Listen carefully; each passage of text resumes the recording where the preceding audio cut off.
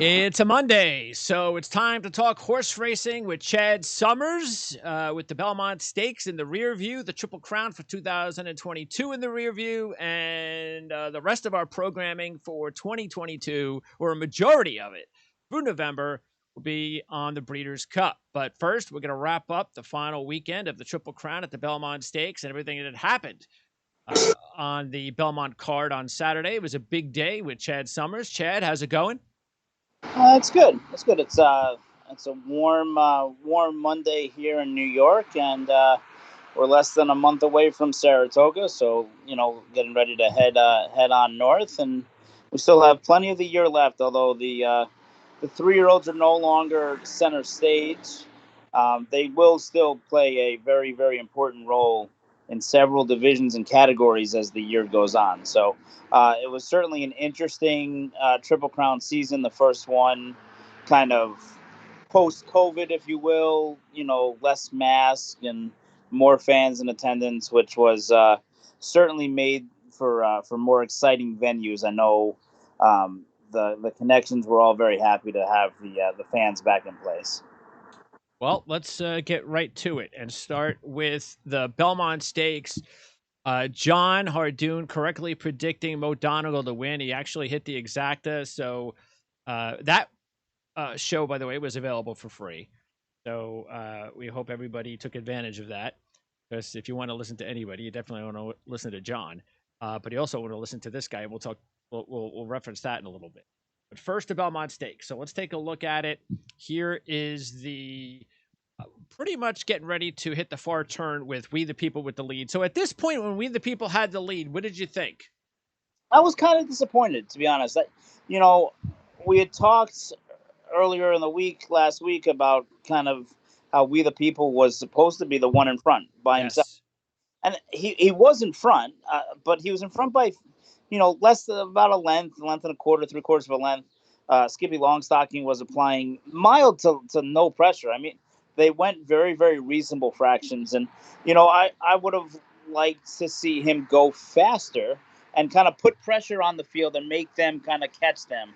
And we just didn't see that. We saw, they went the first 3/4 in 113, and it allowed horses like Mo Donegal, like Nest, who had broken slowly, and even, Rich Strike and the other closers in the race, to have a chance when you turn for home. And when you have a pace advantage like We the People had, you have to kind of use that to your advantage. I thought the horse should have been in front by 3 or 4 lengths throughout the process. He wasn't, and it caught up to him. Now, look, is it possible, as Jonathan had kind of referenced in our preview show last week, was he going to regress? Was he going to take a bounce back? Yeah. Yeah, any of that is possible. But at the end of the day, just kind of the way that it all came about, I was very, very disappointed to see him only in front by a length kind of throughout the entire process. And, kudos to Todd Pletcher and Connections, Irad Ortiz Jr. as well, knowing that We the People was in front by himself, not being the 15, 20 lengths out of it like he was in the Derby, and only being, 5 or 6 lengths behind, getting a relatively clean trip, and making first move.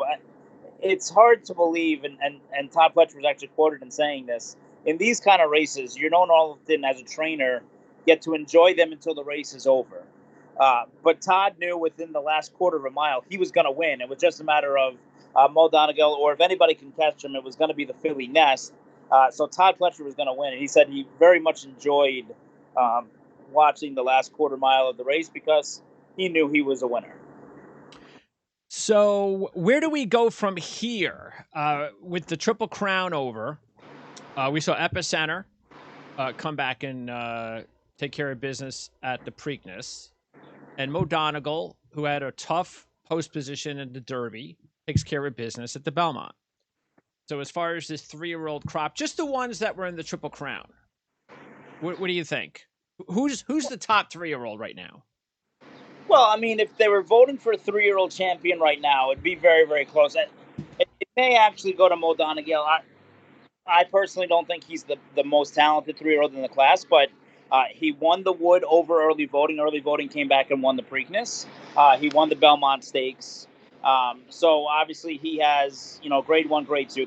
There's no multiple grade one winners yet of the 3-year-old crop.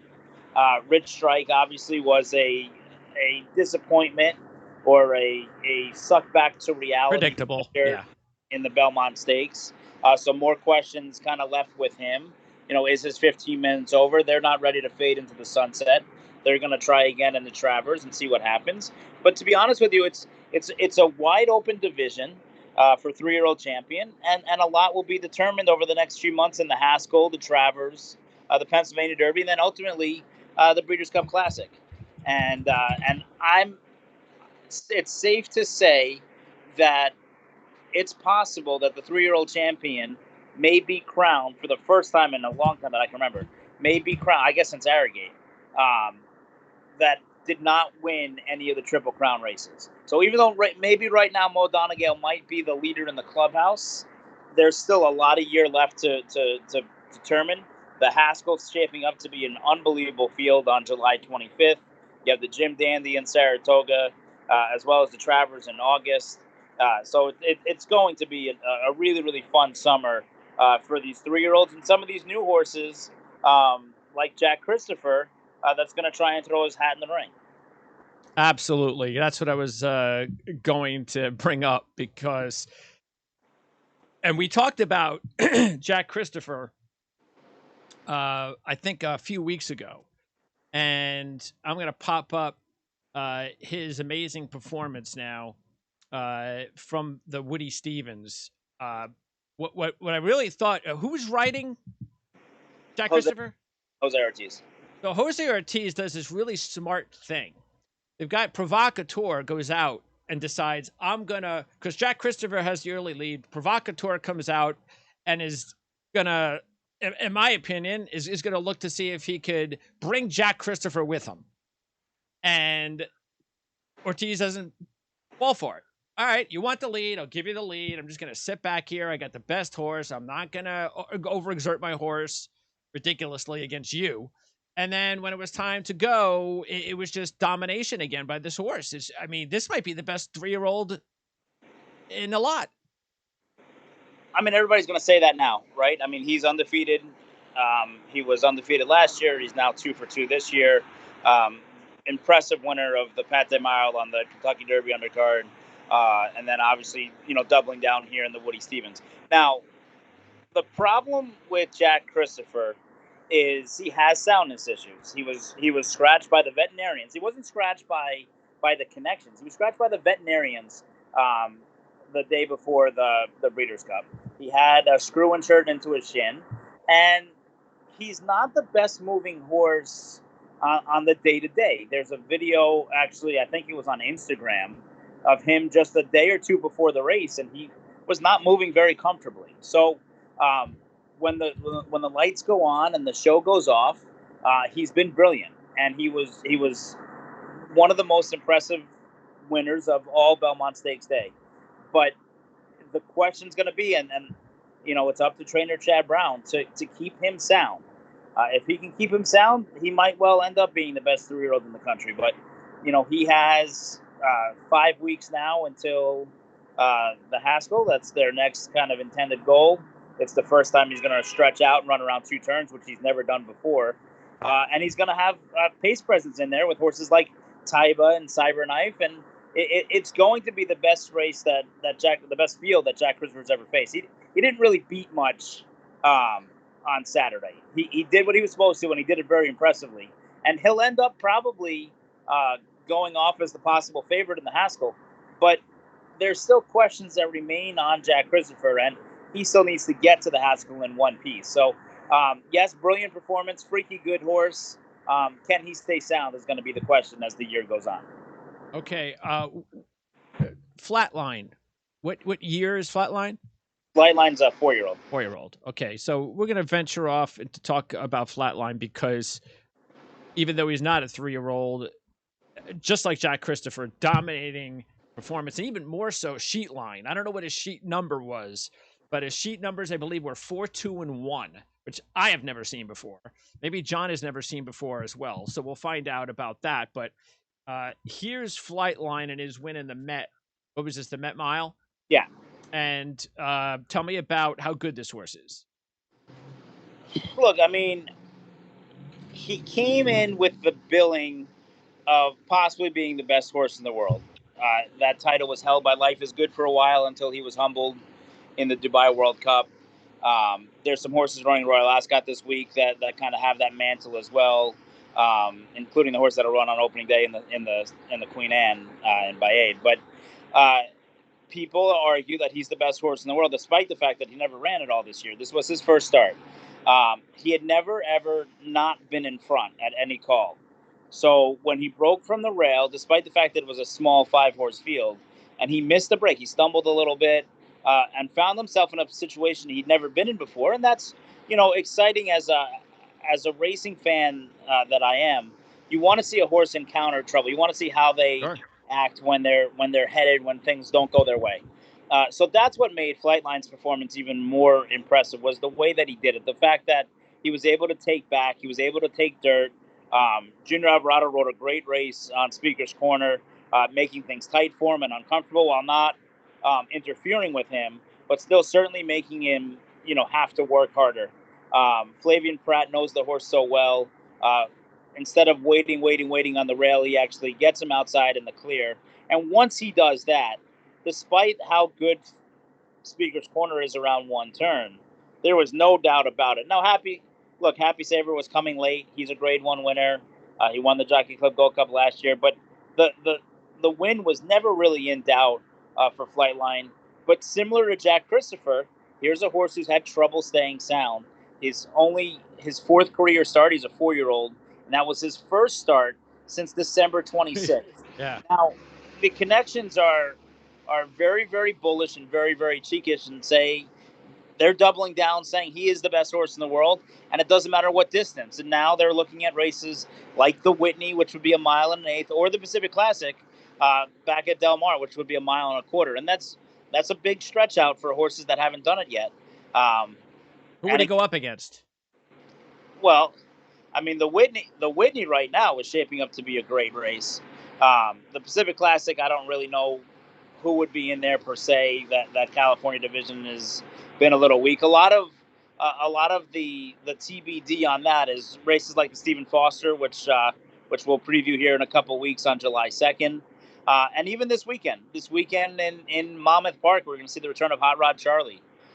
So you'll see Hot Rod Charlie come back. Where does he go from Monmouth, either to the Whitney or to the Pacific? He would obviously be, the toughest horse Flightline's ever faced. And a horse like Life is Good, coming back from the Breeders' Cup. I mean, coming back from Dubai, and Country Grammar coming back from Dubai. Both of them you'd imagine we'll see in races like the Whitney and Pacific Classic. So it will be another test for Flightline. And again, like Jack Christopher, though, he needs to stay sound to get there, because he is a very, very fragile horse. He's a brilliant horse, but he is a fragile horse. What race would be his Breeders' Cup race? Well, that's what they're trying to Okay. determine. What do you think? Look, I was in a similar situation, albeit Flightline is a more mesmerizing horse. When I had Mind Your Biscuits, I literally was torn between running in the Breeders' Cup Sprint, the Dirt Mile, or the Classic, and ultimately we went for the Classic, and that was a decision that backfired. Um, as of right now, based on what they're saying, it sounds like they'd like to try the Breeders' Cup Classic. And to their benefit, the Breeders' Cup Classic this year is at Keeneland. Keeneland is a track that notoriously plays well to front-running horses with the short stretch that it has there. So if ever there's two tracks where you can do it, it would be tracks like Del Mar and tracks like Keeneland, where Nick's Go was able to kind of hang on last year, and maybe Flightline this year. But this next race for Flightline is going to determine whether or not he goes to a race like the Classic, or he runs for a little bit less money in a race like the Breeders' Cup Mile or the Sprint. And look, as we start turning the page and looking ahead to the Breeders' Cup races, if you were to run in a race like the Sprint and run into a monster like Jackie's Warrior, or go in the mile and run against a horse like Life is Good, if Life is Good doesn't go the Classic distance, there are several competitors waiting for him, and that's what makes the Breeders' Cup so special.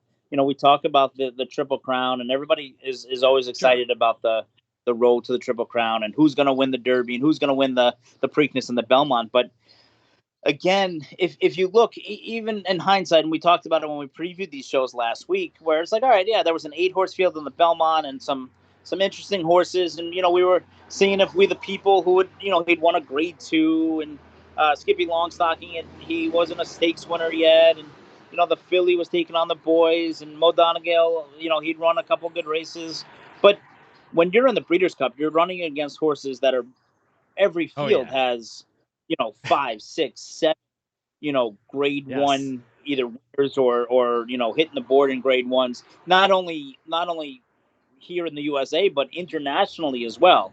So it's just a whole different dynamic, and that's why I love the Breeders' Cup. And the Breeders' Cup to me is, the best 2 days in all of horse racing. It's what you dream about, day in and day out. It's your goal is to get to the Breeders' Cup. Once what the babies are great, and the babies are your inspiration to try and do something special and try and get to the Kentucky Derby. But the Breeders' Cup, where every division is represented fairly.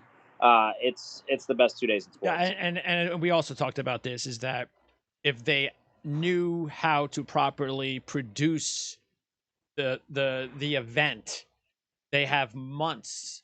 They can capitalize off of the Triple Crown racing, all of these great stakes races that we're going to talk about in the next few months that leads up into the Breeders' Cup weekend, and they just do a terrible job of it. So basically, it's once the Triple Crown's up, yeah, you'll see. NBC will show Well, a big race or two along the way, but there's no way the look, I regular fan that is trying to really learn the sport can really learn it if all they're doing is paying attention to NBC. look. I think one of our one of our viewers from last week's show made some wonderful points, and uh, when he went on kind of a little bit of a tangent talking about, who do you promote anymore? Do you promote the jockey, the trainer, the horse? These horses are rushed off to stud farms so quickly that you don't get a chance to fall in love with them and follow them. And you're right. When NBC is showing a race or two, okay, that's great. But you don't get the really chance to follow them through and to see the day to day and watch them get better. And it kind of falls on shows like us and some of the other websites out there to do the promoting. And it's just not an easy thing to do. But we're going to do the best we can to at least promote these different divisions and keep everybody in the know with what's going on as we march on to the Breeders' Cup at Keeneland in the first week of All November. right, now let's take a look at the Jaipur Stakes. And this was your winning call. Casa Creed, who at this point down the stretch was not even on the board, but boy, Casa Creed had that inside track, and then when it looked like he was boxed in, great job to just get around the two leaders, and then just a tremendous run to the end, and just barely nipping the favorite of the race, who you actually picked to finish in second. So you hit the exacta with the winner. Yeah, I mean the one thing that we've noticed about Casa Creed is since he cut back, and he was a solid horse. A mile, a little bit further. He was a solid horse. However, once they've decided to sprint him, he has this rally and he has this turn of foot that's unbelievable, especially when the track is to his liking and his firm footing. And Louis Sai has experienced that firsthand here in this race. And man, I mean, he just kicks in. And look, it's a tough loss. So Resmi Red did every step of the running early Yeah, on, yeah. going in company with the Grand Motion horse who settled for third. And the fractions were legitimate, and he never stopped. I mean, they went 107 and change, and was just Casa Creed with this burst of speed that he has, and he's able to just kind of get to the wire in time. And those turf sprints are always so exciting. Whether they're here, we'll see some of them at Royal Ascot this week, including the best sprinters in the world, kind of throwing down in the King Stand. And I think it ends Royal Ascot on Saturday. I think that race actually on NBC with Golden Pal. And I mean, you talk about brilliance, and I think there's a couple of horses coming from Australia and Hong Kong that are going to run in that race as well. It is going to be a show over there, but that's what turf sprints are. They're turf sprints actually are faster than dirt sprints. And the dirt sprints a lot of times are exciting, but sometimes you'll see a horse that's just better than everybody else and win by many. In the turf sprints, you see a lot of what we saw in the Jaipur. You see a lot of these photo finishes, exciting four heads on the wire kind of thing.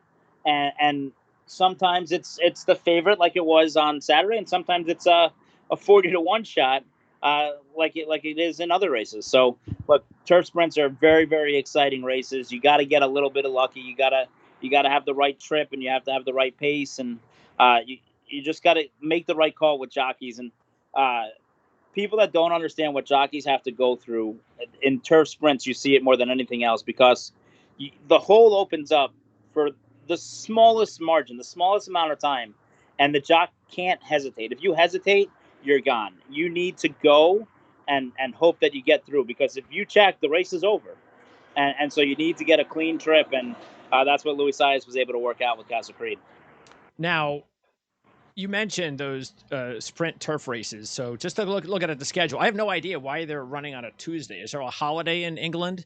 Because they've got the two Breeders' Cup sprint turf races on Tuesday. Yeah, there's one Tuesday and one Saturday, which believe it or not, some horses actually compete in both. Blue Point for Godolphin Stables and Charlie Appleby just a few years ago actually was able to win both. It's not easy to do. Very few horses do it. I think Golden Pal is only going to run in the one. But no, so Royal Ascot is literally Tuesday, Wednesday, Thursday, Friday, Saturday. It's a 5-day meet. I think there's 6 races a day. Some of them now have 7. It's and there's 4 Breeders' Cup races. Yeah, it's Breeders' Cup winner in races. It's a festival over there. The Queen comes out every day. She's paraded amongst the fans, and you can actually gamble on what color dress she's going to be wearing, which is always very exciting.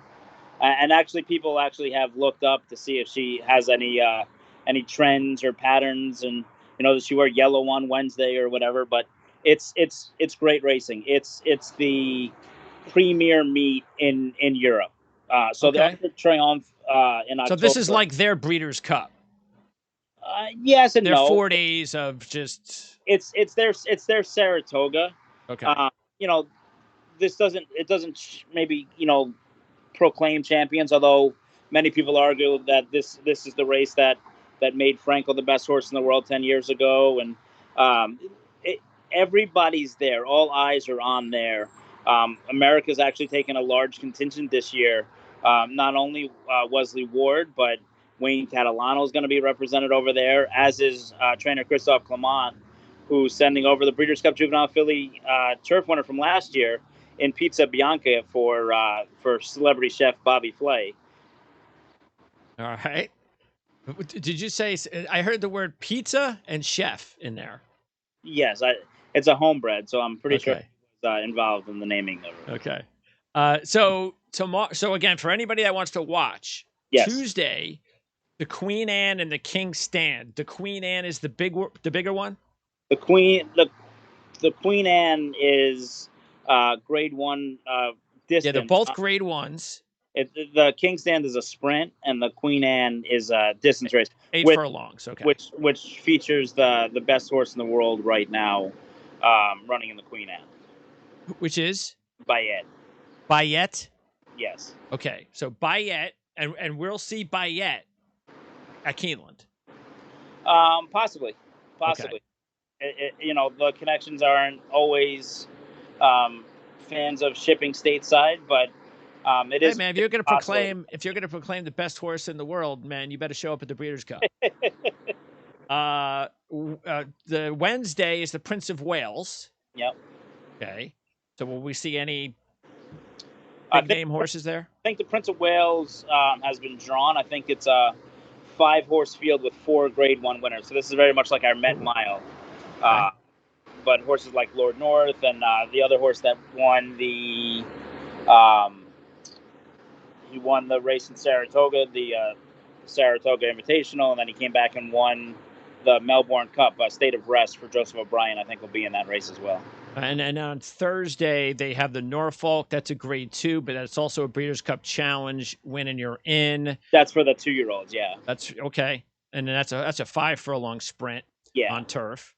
And you'll see Wesley Ward will be in there, and Wayne Catalano will be in that race as well. And then on that card, they also have the Grade 1 Gold Cup. That's a long race. Yeah, that's for the stayers. That's a 2-mile race. Okay.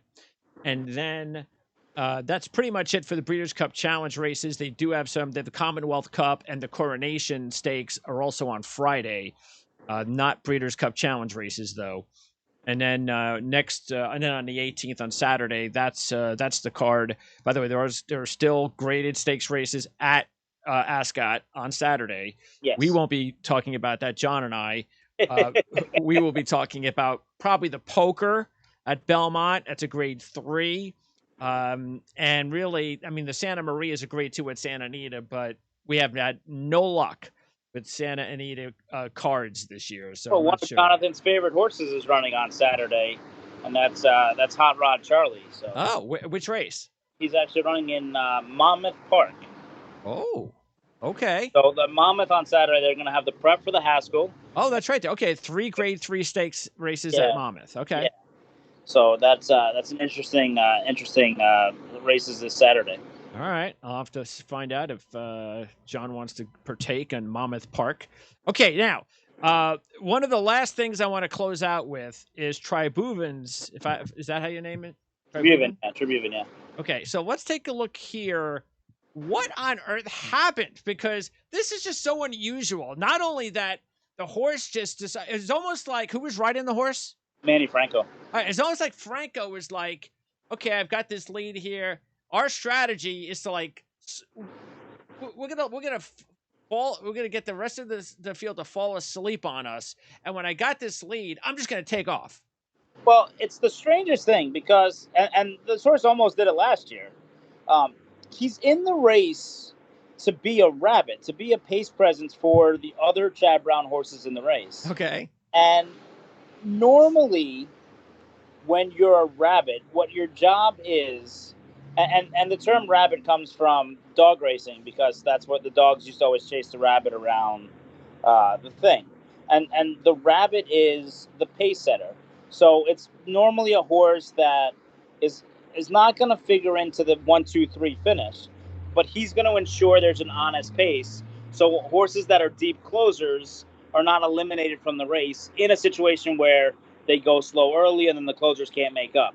However, Chad Brown's horses, and we saw it last year with this horse, and we saw it actually on Friday as well with Ruggier running no good and the rabbit actually holding on to run third. The rabbits go slow here for some reason. I don't know that they have to go to rabbit school.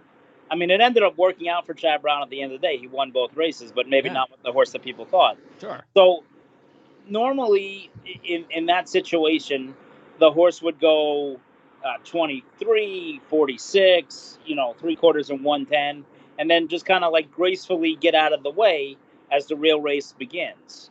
But here, they're going 25, 50.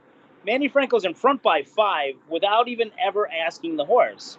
So Manny says, all right, I'm just going to push the button now and see what happens. And he pushed the button. And when he pushed the button, and look, Chad Brown had 40% of the field, which I think it can't be understated in here because they were all aware of the strategy with Tribhuvan was to go to the lead and set it up for them. So when Manny Franco opens up, they might have been sitting there being like, there's that horse doing his job. We'll go get him. We'll go catch up to him. Yeah. Well, Manny Franco's riding to win the race. It's a Grade 1. It's a $750,000 race. He wants to win, and so he did his part of being in front.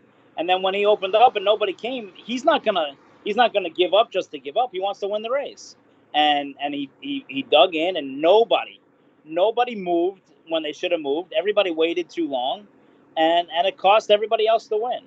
and Tribhuvan was a winner.